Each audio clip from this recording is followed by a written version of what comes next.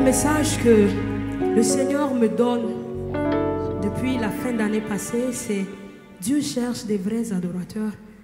Je veux m'adresser ce soir à l'église de Christ au Mali, à mes collègues, spécifiquement les chantres. Dieu cherche des vrais adorateurs. Ceux qui le connaissent et qui l'aiment. Ceux qui n'adorent pas la célébrité, qui n'adorent pas la popularité, qui n'adorent pas les personnes, mais qui l'adorent lui. Dieu cherche ces hommes et ces femmes en cette année.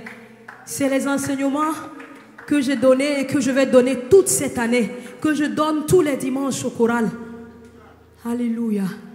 Il est temps qu'il se lève au Mali des adorateurs, des vrais. Souvent, nous nous adorons nous-mêmes. Le Seigneur me l'a dit. Vous connaissez un peu la louange. On parle beaucoup de louange, mais nous ne connaissons pas l'adoration, la vraie, non. On pense connaître l'adoration, mais on ne connaît pas l'adoration. Parce qu'on ne connaît même pas celui qu'on dit adorer. Quand dans ta vie, il y a quelque chose qui est plus grand que Dieu. Quand dans ta vie, il y a quelque chose qui est plus important que Dieu. Quand dans ta vie, il y a quelque chose qui est plus conséquent que Dieu, tu es un idolâtre, tu n'es pas un adorateur. Souvent, nous adorons nos concerts. Nous aimons nos programmes. Nous sommes stressés par nos programmes plutôt que par la volonté de Dieu. Nous passons des nuits blanches, pas à cause de Jésus, mais à cause des costumes, à cause de la scène. Est-ce qu'il y aura du monde? Est-ce qu'il n'y aura pas du monde? C'est les hommes qui sont devenus notre idolâtrie. Est-ce que les gens ont crié? Est-ce que les gens ont applaudi? Les gens ont crié, mais est-ce que le ciel a crié? Les gens ont applaudi, mais est-ce que Dieu a aimé? Le Seigneur veut que nous comprenions cela. Quand dans ta vie, ton album et tes chants sont plus importants, tu n'es pas un adorateur, tu es un idolâtre. Le message est fort, mais c'est ce que le Seigneur me dit de dire cette année à l'église de Christ au Mali et aux chantres.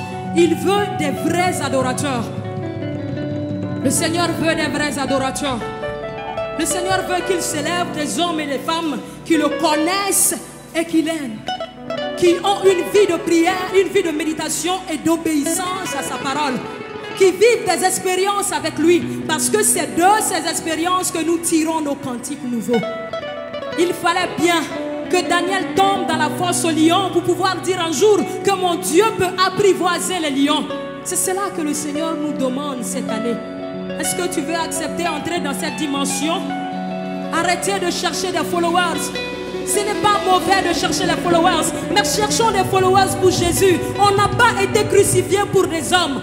À quoi cela va nous servir d'être le chantre ou la chante la plus populaire d'Afrique pendant que mon voisin à côté de moi meurt et va en enfer?